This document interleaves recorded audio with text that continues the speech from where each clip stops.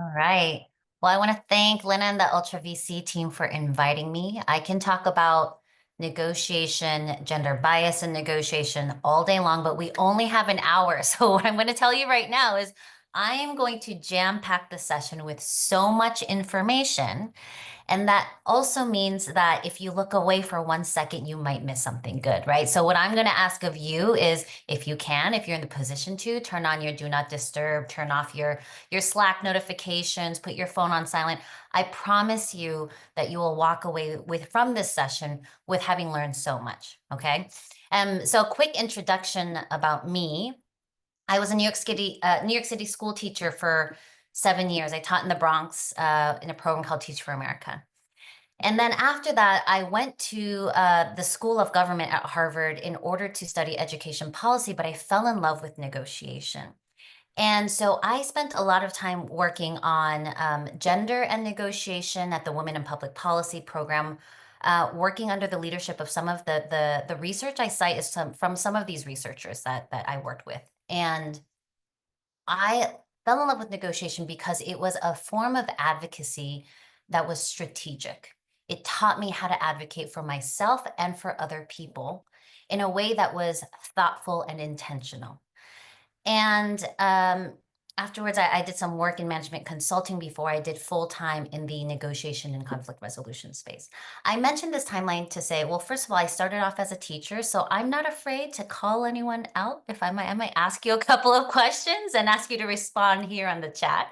But this, what happened when I was at Harvard at the Women in Public Policy program is that I had so many women coming to me asking for advice. And a lot of them weren't even in any of the programs I was leading.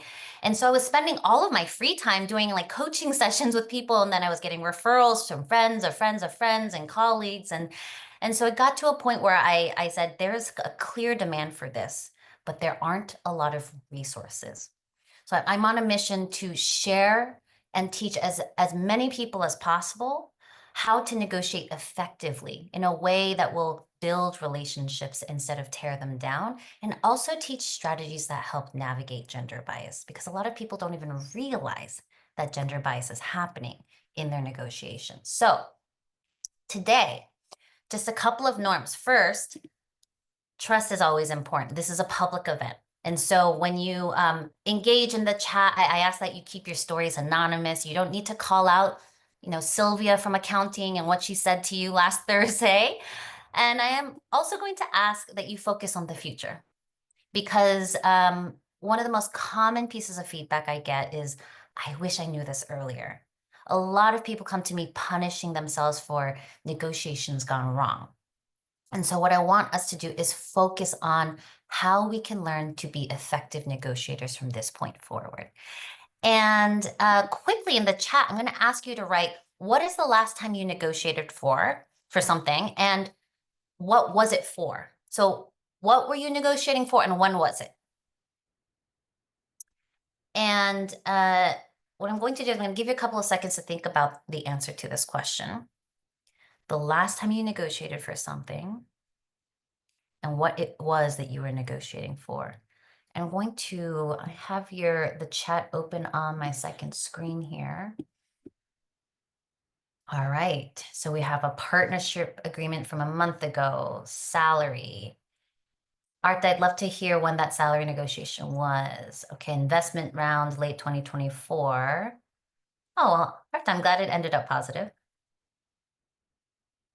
Okay, job interview. Vlad, I really like this answer because it is it's not what people typically think of when they're thinking about negotiation. I'm going to go into that more closely. Potential co-founders a few months ago. Okay, some more partnership agreements, lots of things with deals and money. All right. Well, first off, I want to say I'm very happy to hear you engaging pretty frequently in negotiation. So I'm going to show you a couple. Chris, yesterday, getting my son to do his homework. Excellent, excellent example. Vacation with husband, location, timing, all of that, right? These are types of negotiations. Great. So what I'm going to do is you can continue to answer in the chat, but what I want to do here is I pulled a couple of answers from a previous workshop I did, and I wanted to point out a couple of things to you. I pulled out some answers and I just sort of separated them into a very simple, two columns. On the left, you have within the last 2 weeks. And on the right, you have more longer term, right? You have people who are talking about several days ago, 3 months ago, a year ago, in 2014, right? They're talking about over a decade ago. They haven't negotiated. And why is it that folks are answering the question this way? Some of them are talking about negotiating on a frequent basis, and some are thinking about more infrequent negotiations. And then if they pull that same data and I split it into what they were negotiating, on the left side, you have a lot more formal negotiations, right? A lot of things to do with money and things to do with work. And on the right, you have more informal negotiations, right? So we have people negotiating with domestic partners, their children, and these are all still forms of negotiating. So the first thing that I want to do today is expand and broaden our definition of negotiation. Any situation when two or more parties are aiming to find an agreement.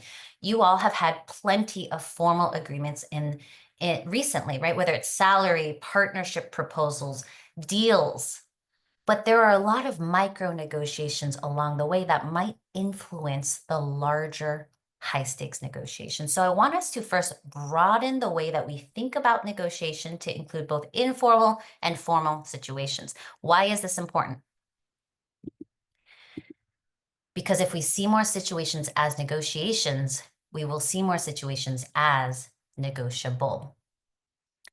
And this is going to come into play. I want you to remember this slide because it's going to come into play when I get to some of the research on gender negotiation. So a quick agenda for today. I'm going to do a quick lesson on negotiation fundamentals. And then I'm going to talk about what the research says specifically around gender and negotiation. And we're going to do a little bit of myth busting here. And last, I'm going to give you effective strategies that work for everyone, right? No matter your gender, no matter where you're coming from, these are strategies that work for everyone. So I've also pulled some of your questions. Lena has sent me some of the questions that you submitted when you were registering. So I'm going to do my best to answer some of them along the way, but also save time for Q&A. So we'll see how that goes. We only have an hour, so we're just going to dip a toe into the field of negotiation today. We can't cover everything, but I'm going to continue to be asking you some questions and engaging you in the chat. Christina, there will be a public version of the slides that will be shared afterwards. Thank you for the question. So a quick disclaimer. The strategies that I talk about at the end of today's session, they're not going to fix the system. They're about navigating a broken system. All right. It's if I said I have discovered the solution for gender equity in the investment space, startup space. If I said that to you, you'd be a little bit skeptical, right? What I'm going to tell you are some strategies that will help you even out the playing field today. And I will also say that these strategies are not a guarantee that bias will no longer remain a factor. All right. So I want to manage expectations, but it is going to be helpful with immediately implementable strategies that you can have as soon as you drop off this call. And my favorite part of this work is when I get random LinkedIn messages or messages on Instagram saying, hey, I used that strategy that you told me and it worked. And it's my favorite part of the day. So I'm going to ask you not to be shy about that. I would love to hear how you implement the strategies that you learned today. So first thing, we're going to go into negotiation fundamentals, and I want to start with a story about two sisters fighting over an orange. And let me know in the chat if you've heard this story before. It's a common story that's told in the negotiation community started by Mary Parker Follett. So it was actually told 100 years ago, and she's considered the mother of modern management consulting. She was also a social worker. And so these two sisters were fighting over an orange, and the mother comes over, and what does she do? I mean, what would you do if you had two daughters who were fighting over an orange? What would you do? Most people would just split it in and have the two sisters share. But afterwards, the sisters were still upset. And so the mother is saying, well, why? Why? If you don't agree to it, I'll eat it myself. Right? Thanks, Delphine.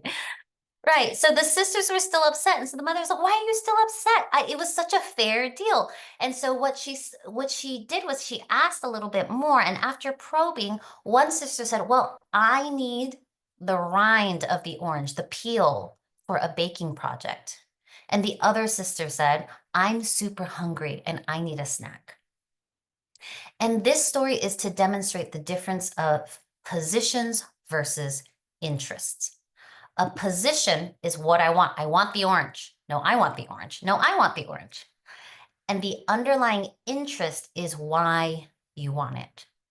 I want it for a snack. I want it for the rind. And so when you focus on the underlying interest, you're able to create solutions that are better for everyone involved, right? Oftentimes people think of negotiation as fighting for a small piece of pie, but effective negotiators will find a way to expand the pie so that everyone comes out a little bit happier. So here's a very quick example. All right, so I have a very US-centric example here. It's about two coworkers who are trying to go out for lunch together. They went into the office that day. One said, I want sweet green for lunch. I want Chipotle for lunch. Now, I did some research ahead of time. I was trying to find, considering that ULTRA.VC is mainly working across Europe, I tried to find other European examples. I did not find that many, all right? So for some of you, if you don't know what sweet green is, it is a salad chain that a lot of people go to for lunch. So the French equivalent might be Mr. Garden. I've heard of Gallica. In Spain, it would be Honest Greens. So just think about wherever you are, the place that people go to for a salad for a lunch. And then Chipotle is also a very popular Mexican fast food chain. So if we focus on these two positions, one coworker says, I want sweet green for lunch. The other says, I want Chipotle for lunch. Then the options are, well, we can either both get sweet green, we both get Chipotle, or maybe we have lunch separately. I don't know. It doesn't leave a lot of room for great options here. So I'm going to ask you to work with me here on figuring out, well, what are some of the underlying interests for some of these positions? When I was in elementary school, we had this poster up in our school where you have this iceberg and it shows that underneath the waterline, the majority of the iceberg is underneath this waterline and you can't really see it. We often only see a tiny bit of what's above the water, and that is the position. So if someone says, I want sweet green for lunch, what might be their underlying interest? Why does someone want sweet green for lunch? So just throw into the chat, like if you were going for salad for lunch, what are some of the reasons? Okay, something fresh, something energizing. Thank you, Selena. Healthy, low calorie, something light. Yeah, something healthy. Got it. So they want to look good on the beach soon. Maybe they're on a diet, right? Maybe it's a fast delivery. Maybe they know that they deliver super quickly, right? These are all really great suggestions, hypotheses. And so I wrote a couple down here. So some of you said this, right? They want a light lunch and maybe they're not very hungry and maybe they're on a diet. Or maybe they're located next door or they do fast delivery and they want to save time. Or maybe it's Meatless Monday, it's for environmental reasons. But notice how different these underlying interests are. Very, very different reasons, all for one position of, I want sweet green for lunch. When you focus on the underlying interest, then the options that you generate as a result can look very different. Maybe you go to a cafe with varied portion sizes. You can choose to buy a smaller amount. Maybe you can find another cafe that is also nearby that your colleague would want to go to. Or maybe you can find a place with vegetarian options. No matter what, focusing on the underlying interest in this very, very simple example, focusing on the underlying interest is going to help you come up with better options. This is about creative option generation so that everybody can come out happy with what they want. So how do we unlock underlying interests? You have to be able to ask questions. You ask a lot of questions. And I don't mean this in a sort of, rapid fire drill sergeant kind of way, but demonstrating curiosity and trying to understand who this other person is. Good negotiators ask a lot of questions. And so when you ask these questions, you can move from two positions that are very, very far apart from each other, closer together, because you have an understanding of their underlying interests. And then we can create better deals by finding options that meet everyone's underlying interests. Okay. So if the mother had done that with the two sisters and the orange, then she could have figured out that one sister needed the entire peel of the orange for her baking project, and the other sister could have had a more satiating snack because she would have received the full orange for her snack. Okay? So these are very simple examples to think about positions versus interests. Most people are going to be talking in positions. Most people are not really great at explaining the why. And so what I want you to do for the rest of today, or maybe tomorrow if you're like Martin and it's already 10 p.m., what I want you to do is start listening to how people start speaking in positions and if they're really expressing what their underlying interests are. So I'm going to pause here because I had some questions that were related to this. I had a question submitted. How do I maintain my position effectively when the other party refuses to compromise? First of all, my first question is the other party a toddler? Because toddlers are the toughest negotiators, all right? Children in general, all right? But joking aside, what I would say is when an other party is refusing to compromise, if this were a client, my first question is, what were their underlying interests? And in these kinds of cases, most people will not be able to tell me because they hadn't figured out what their underlying interests are. That's why the options that were generated were not satisfying and they refused to compromise, right? Now, I don't want to mislead you and say that as long as you figure out underlying interests that you'll definitely find an option that everyone's happy with. Sometimes there is no what we call a ZOPA, zone of possible agreement. Sometimes there is no possible agreement that is satisfying for everyone. But before we get to that point, a good negotiator will explore all of the possible opportunities by figuring out what the underlying interests of the other party are. All right. Another question I got, in case of a negotiation between a founder and investors when the company is under cash stress, how do you negotiate that? Right. So I bet this question is probably pretty relatable to a lot of folks. And so what I will say is we often think that the only interest is about the money. But human beings are much more complex and nuanced than that. There are a lot of other things that we might call tradables, things that you're willing to trade. If maybe you don't get the same amount of money, but maybe you get something else that's really enticing for you. So for example, in a job offer negotiation, maybe you're willing to concede a little bit on salary if there are aspects of the offer that improve your quality of life. Maybe it's the flexible work hours. Maybe it's the location and in-office expectations. Maybe it's the amount of PTO, the amount of vacation days that you get. There are so many different things that come into a negotiation beyond just money. And so that's true in job offer negotiations. That's true in big multi-million-dollar deals. There are a lot of other underlying interests that I would ask you to focus on what we call the tradables. All right. So I put these questions here because they were related to the positions and interests, but what I want, and keep in mind, we will have a Q&A at the end. So I'm going to move on to the next section, and this is on what the research says about gender and negotiation. Now, another disclaimer here. Negotiation is a young field. the research is growing. Yeah, every day I'm keeping tabs on some of the research that comes out and what it shows us and teaches us about the nuances and complexities of negotiating. And I will say most gender and negotiation research is conducted on a binary. That is men and women. So that's how I'm going to be talking about it here today. And lastly, the research is mainly based on how people perceive you, not how you identify. So your gender identity might not match with the way that people see you. This research is based on perceptions, okay? So we are going to be discussing some stereotypes today.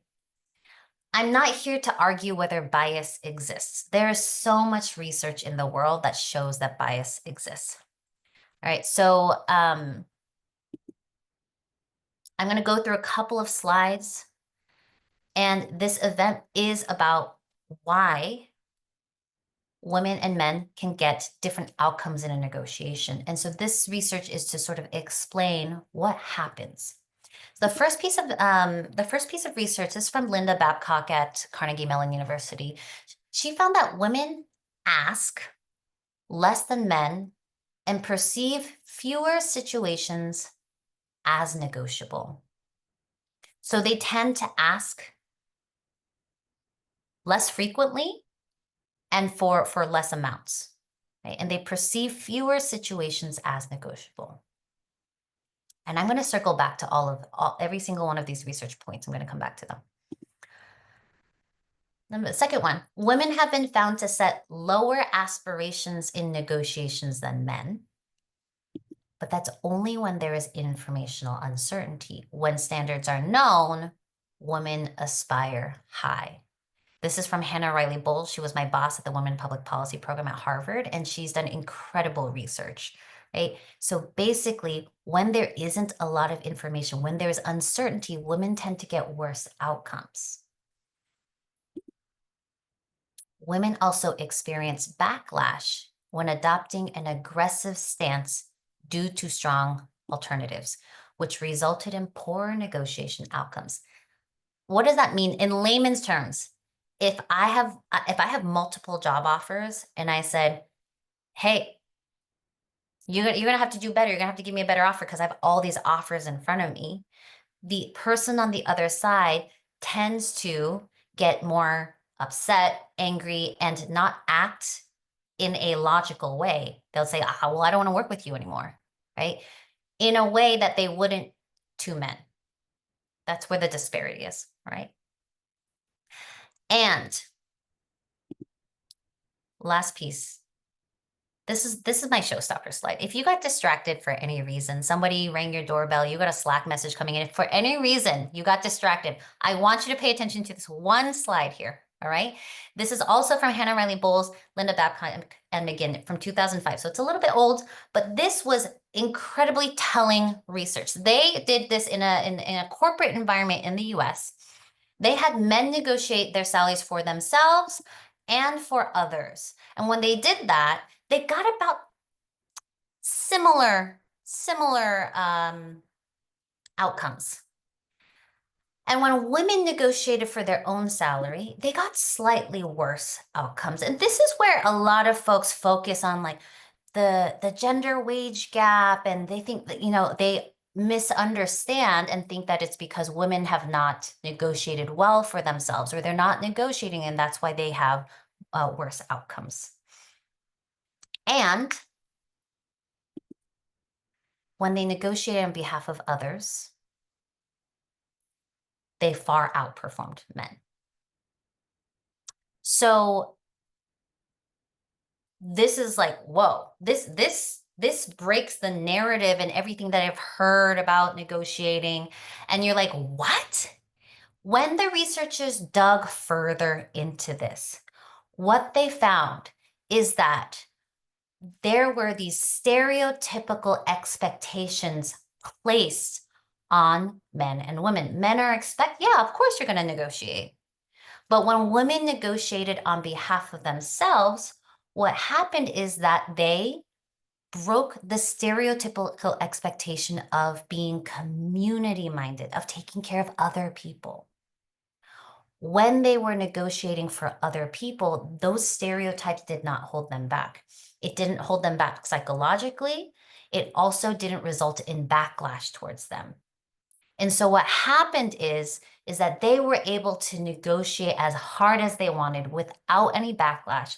And that's why they were able to get such great outcomes. Now, remember that we're talking about averages here, right? So this tells us a lot about how women are, quote, allowed to negotiate it. And I love seeing your feedback and your reactions in the chat here. I see a lot of jaw dropping. Yes, I told you, right? I said if you got distracted, I want you to pay attention to this one slide. I also hear a lot of, yeah, I can relate to that. I feel validated. People are like, oh my gosh, this makes a lot of sense to what my lived experience was. This is why a lot of women make great fundraisers for nonprofits, right? Because they can be as aggressive as they want without the negative backlash. Okay. The chat is moving really quickly, so I'm just going to ask Lena to keep track of any questions that I'm not answering along the way. And so what do we do with this information, right? Some of it is like, wow, I feel a little bit of relief, but then there's another part of me that's like, oh, there's still some ickiness about it. Like, why do I have this stereotype placed upon me? I have differences in expectations. And so what do we do with this information? So I'm going to show you. The strategies I'm going to show you today work for everyone. Okay, this is not an event only for women. These strategies are relationship building strategies that work for everyone, but they are particularly helpful for women. Why? It helps you navigate the gender bias in the research that I just brought to you. So I'm going to show you how, but I want everyone to be paying attention, as this is something that anyone can do, that no matter your gender. All right. So the first one is to expand your definition of negotiation. This is why we talked about it at the very top. We said negotiation is any situation where two or more parties are aiming to find agreement, including formal and informal situations. Now, I know that you all have talked about these really high stakes negotiations, whether they're your salaries, maybe it's a deal, a co-founder negotiation. These of course are very important formal negotiations. But I want you to start thinking about these other times that you are negotiating, because you don't want to start practicing your negotiation skills for that one big high stakes negotiation you have coming up. You want to start practicing these skills in the micro negotiations and build up your skill set before you get to the big event, right? So start thinking of more situations as negotiations so that you will see them as negotiable. Saskia, great question. And yes, you are not always, but you asked should another woman always negotiate for you? That is one strategy that can work in your favor if it is an option for a particular situation. So let me continue here. So going back to some of the research, the first one, women ask less than men, and they perceive fewer situations as negotiable. So one of the things that we do, I mean, we talked about this. For those of you who joined the call early, Lena and I were talking about mindset and the importance of mindset and the way that you are viewing a negotiation, right? So let's expand how we think about negotiation. It's not just partnership deals. It's not just with investors, not just salary negotiations. We often think of it like, maybe in a career context, we think about a job offer as when you get the job offer, right? That's when the negotiating happens. But there are plenty of times during the sort of conversation. Somebody had mentioned earlier that in a job interview, they started negotiating, right? Before you even get the offer, you might end up starting to negotiate. And then there are plenty of times when you are already at this job and you are negotiating constantly, whether it's for deadlines, whether it's for resources. Middle management women, research shows that women in middle management get 40% fewer human resources than men do. And when they get to the C-suite, that gap widens to 60%. So you're constantly negotiating. Like, can I get resources so that I can do my job well? Right? That is what an on the ground negotiation might be. So this is just an example of how we need to expand the way that we think about this, right? Getting the best projects, making sure that you're not assigned what research has called it non-promotable tasks, right? You're not just planning the office party that is not going to be considered as important when promotion evaluations come around. So don't just think about pay. When it comes to job offer negotiations, think about the role, think about the workload. I'm just gonna move through this quickly to make sure we have time for the Q&A. So it's not, when we talk about career negotiations, you all know we're not just talking about salary negotiations, right? Any task-based problem solving or relationship-based problem solving, you're constantly negotiating. The second tool is to investigate. And you investigate so that you can reduce ambiguity and find benchmarks. Why? Why is this important? Well, women have been found to set lower aspirations in negotiations than men, but that's only when there is informational uncertainty. When the standards are known, women aspire high. One of my very first clients, when I started doing this outside of the university, she got this job offer for like a household name tech company. And she was the ideal candidate for this job. And she got an offer, and I think it was something around $110,000 plus a couple of other things. And so I instructed her, I said, I need you to find as much information as possible to find the true range of what they have budgeted for this, for the salary for this job, for this role, because she was saying, maybe I'll try and negotiate it up to 120,000.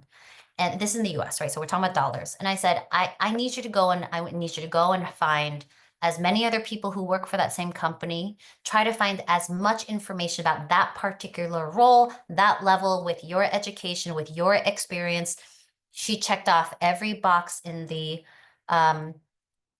required and the ideal, the preferred experiences for this role. She was the ideal candidate. She was very clever. She managed to find the visa sponsorship information of someone for that exact same role at that exact same company. And that means that when they have the visa sponsorship, they have to publish how much they are paying them, which was $60,000 more than their initial offer. So now all of a sudden she's saying, I'm not gonna negotiate for $10,000 more. I need to negotiate for much higher than that. And this I have seen time and time and time again. I say, go. I want you to scour the corners of the internet to find as many benchmarks and as much information as possible. I want you to go and have coffee chats and get as much information as possible, right? I had a conversation recently with someone who was negotiating with a founder, and a founder leaving their startup, and what was the appropriate equity package. And we had the same conversation. I want you to have coffee chats. I want you to figure out what are some of the benchmarks in this industry. And I know that in the sort of VC startup space, there's a lot of creative things happening. So it's not as standardized as the corporate world, right? But having these benchmarks will give you some guidance on what is an appropriate amount to negotiate. So spend some time upfront trying to find as much information as possible. You want to find out, who are you negotiating with, right? Is it the board? Is it a particular founder? If you're joining a small startup, maybe it's HR. Who is the person? Who are the power brokers, the decision makers, and the messengers? Because if you're negotiating with a messenger, you're not going to get very far. Right? What is negotiable? What are the terms?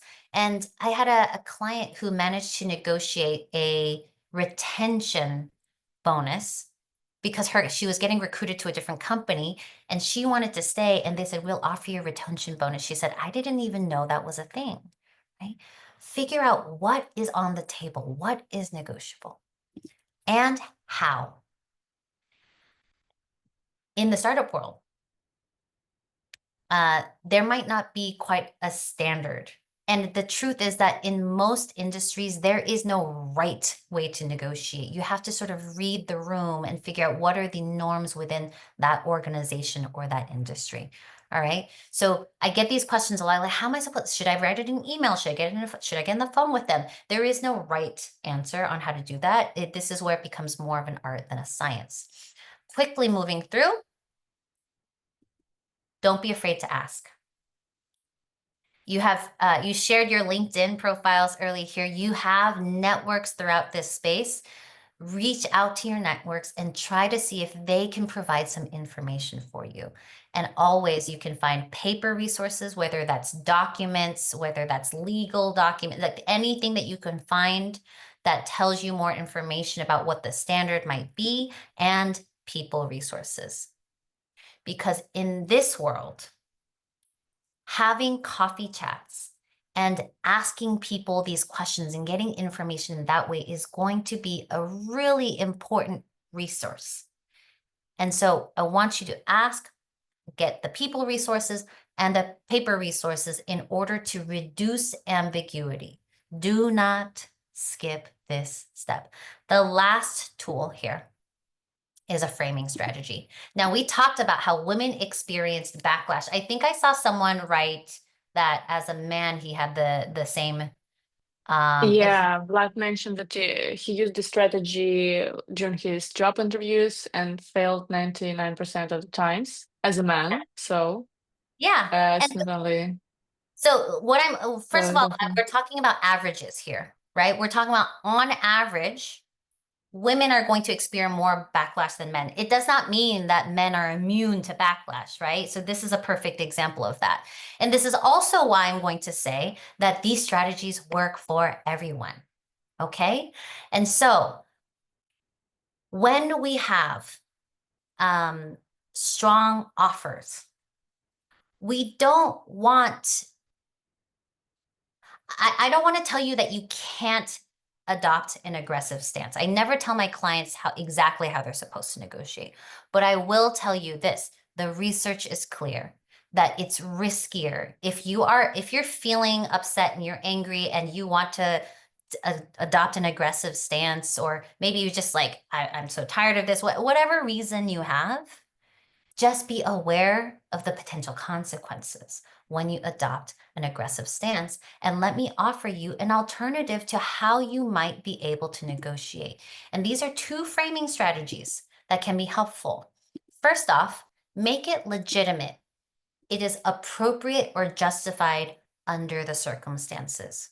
Maybe it's an industry standard, or maybe you have, hey, this other very reputable institution is doing the same thing, right? That's how you make it, what you're asking for, legitimate.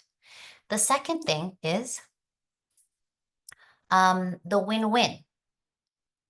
Everyone's heard of the win-win, but very few people do it. I can tell you, I see it all the time, all right? How can you frame what you're asking for in the best interest of the negotiating counterpart or the organization? So Sheryl Sandberg, she famous for working for starting Lean In, for working with Mark Zuckerberg at Facebook. Now it's called Meta. When she was negotiating with Mark Zuckerberg, she said, I'm negotiating with you because in this role that you want to hire me for, you're going to want someone who's really good at negotiating. And this is the only time we're going to be on the opposite end of the table. But I want to demonstrate to you how good I will be in this role.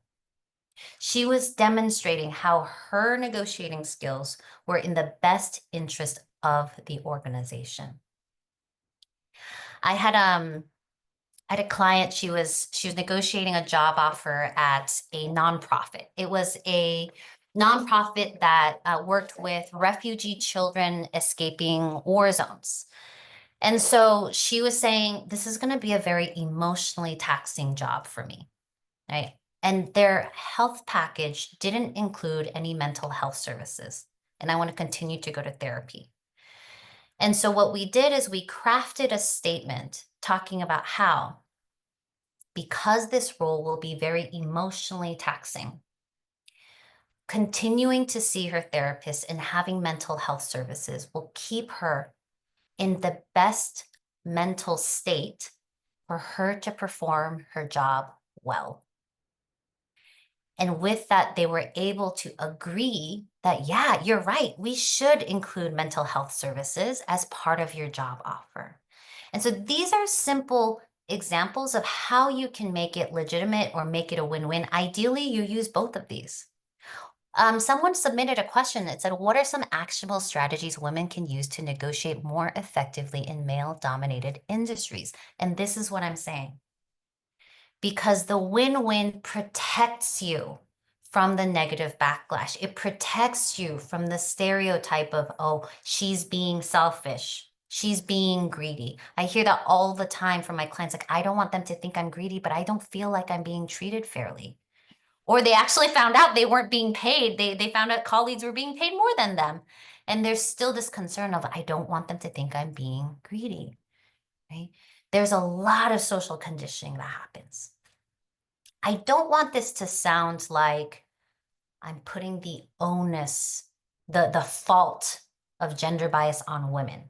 I don't want it to sound like that, because there are a lot of social expectations that women have to overcome in order to be treated and compensated fairly. And I also get a question from men who ask me, Joan, how can I be a part of the solution and not part of the problem? And I say, that's an excellent question, right? And it comes to this. Being an ally means sometimes negotiating on behalf of a woman because we know this research, right? If they're struggling to advocate for themselves, right? So instead of, if you're going in for a performance evaluation and you can say, you talk to a supervisor or a male colleague and he says that, yeah, I think you're doing great. I say, hey, can you do me a favor? And can you just mention that before my performance evaluation? Because it's going to be much harder for me to brag about my accomplishments. Okay? So these are small ways in which men can contribute to creating a more equitable society. So the framing strategy is to make it legitimate and to make it a win-win. I also got a question. How can women still be themselves, but win in a man's world of negotiations? So when I recommend these strategies, I'm not asking you to change who you are.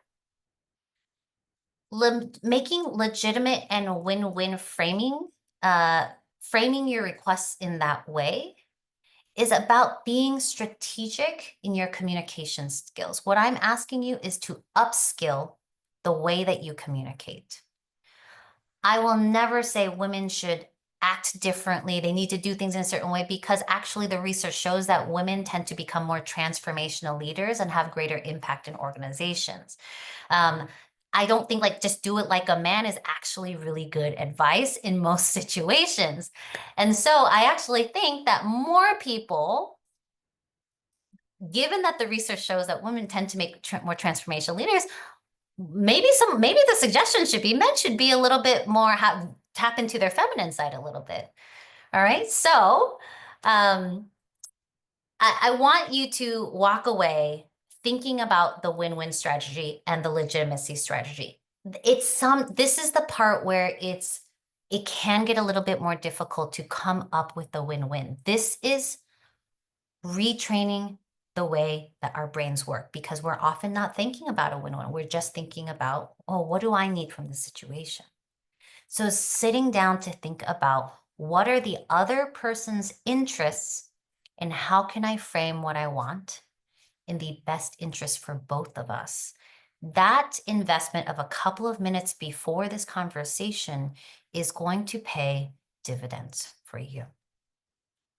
So before we go into a full-on Q&A, I want to just do a couple of key takeaways. First, ask questions to get to the underlying interests behind the positions so you can create the best options. Navigate bias by broadening your definition of negotiation, investigating to reduce ambiguity and to benchmark, and frame your request as legitimate and as a win-win. The last thing I want to say is to be kind to yourself, because negotiating can be really tough. When I work with my clients, they're going through these emotional roller coasters as they're having these big high stakes negotiations that were really going to impact what their life looks like. And so I also get a lot of people who come to me saying, "Oh, I wish I hadn't done that." And I say this, R cubed, regret, you can feel regret, you can get it out of your system, then reflect. Reflect on what factors contributed to that outcome, and then recalibrate. What are you going to do differently?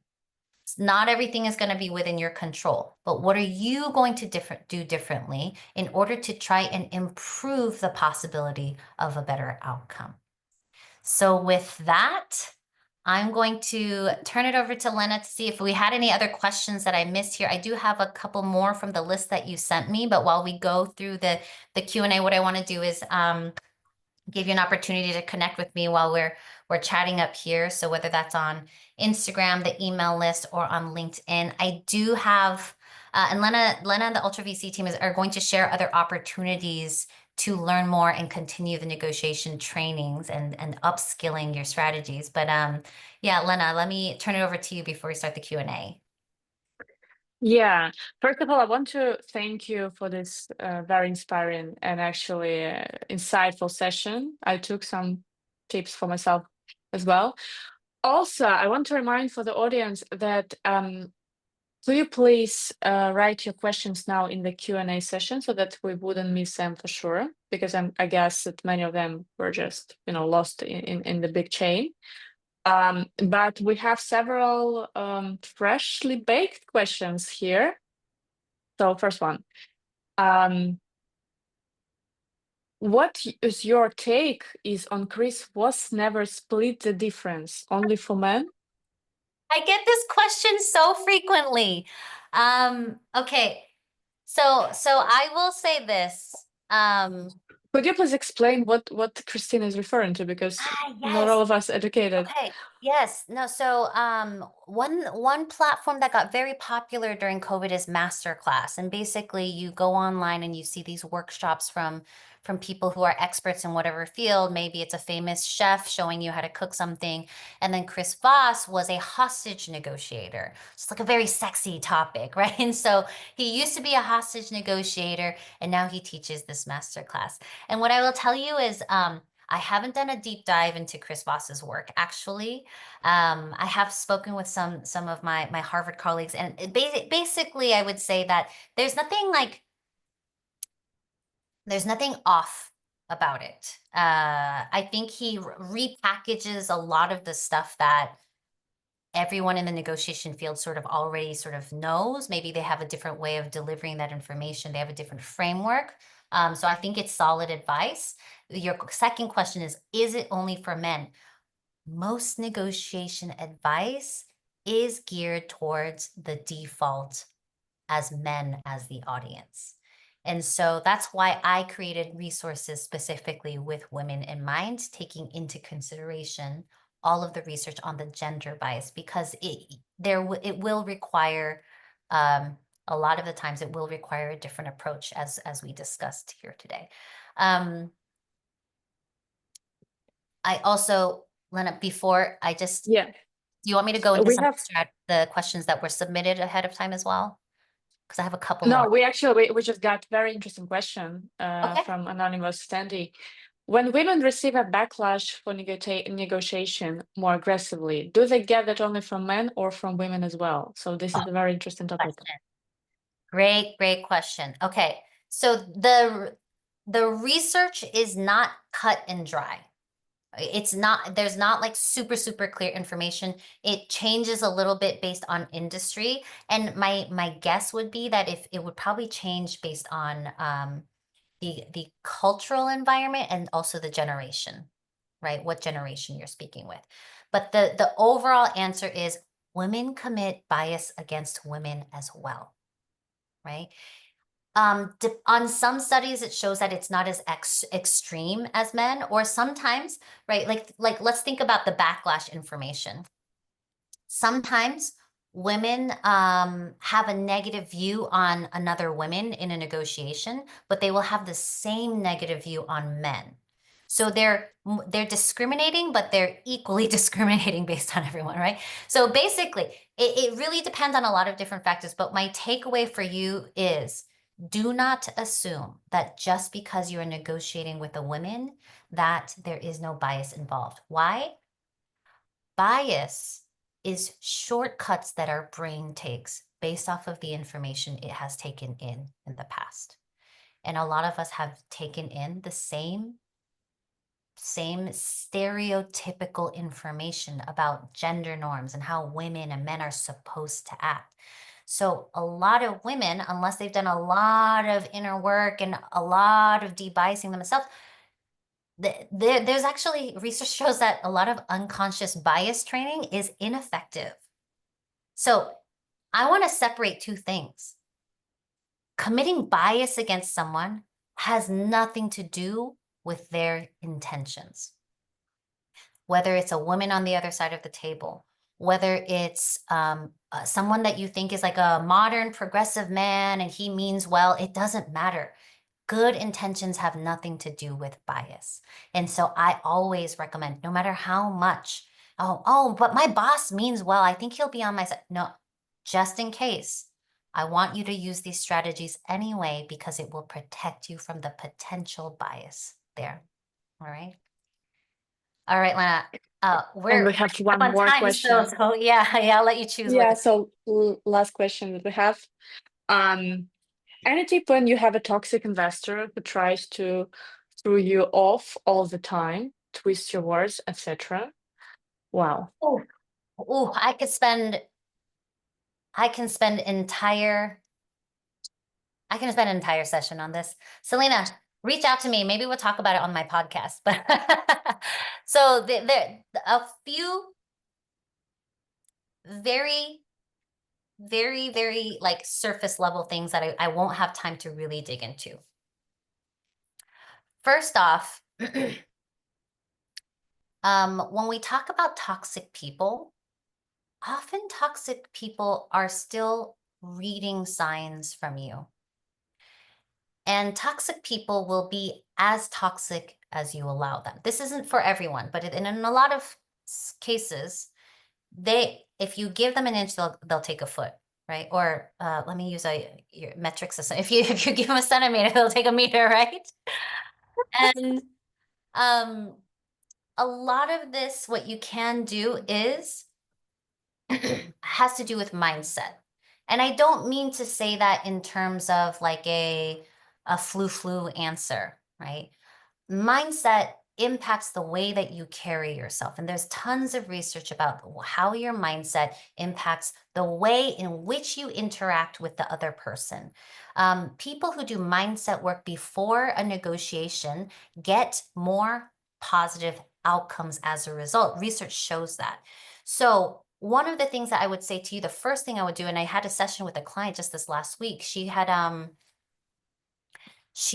we were doing a postmortem of her negotiation. She's this job offer with this supervisor was really pushing her like, I need you to make a decision by 5 p.m. today.